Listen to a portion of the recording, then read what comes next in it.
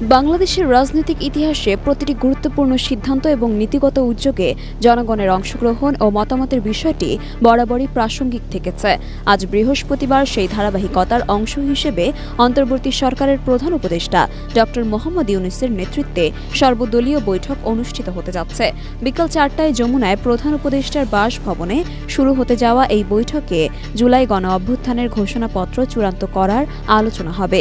বৈঠকটি দেশ জুড়ে নজর কেড়েছে, কারণ এটি বাংলাদেশের গণতান্ত্রিক অভিযাত্রায় নতুন দিগন্তের সূচনা করতে পারে।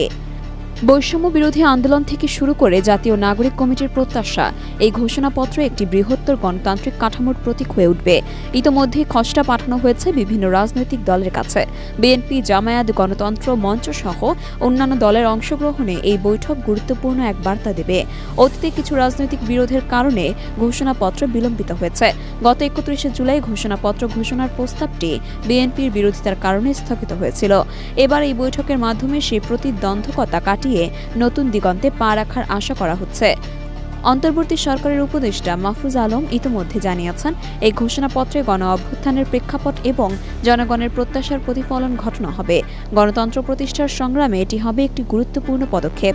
আজকের বৈঠক কেবল একটি রাজনৈতিক আয়োজন নয়, এটি বাংলাদেশের গণতান্ত্রিক অভিযাত্রার আরেকটি মাইলফলক। প্রতিটি রাজনৈতিক দল, শ্রেণী ও পেশার মানুষ এতে একত্রিত হয়ে দেশকে এগিয়ে নেওয়ার অঙ্গীকার করবে বলে আশাবাদী তিনি। এই ঘোষণাপত্রের মাধ্যমে বৈষম্যহীন, ন্যায্য ও গণতান্ত্রিক বাংলাদেশ গড়ার স্বপ্ন আরও এক ধাপ এগিয়ে যাবে। অতীতের ব্যর্থতা ও বিভক্তি পেরিয়ে জনগণের আস্থার উপর ভিত্তি করে দেশকে এগিয়ে নেওয়ার যে ঐক্য প্রয়োজন, তা আজকের বৈঠক থেকেই শুরু হতে পারে। গণতান্ত্রিক বাংলাদেশের অভিযাত্রায় এই ঘোষণাপত্র হতে পারে একটি নতুন সূচনা।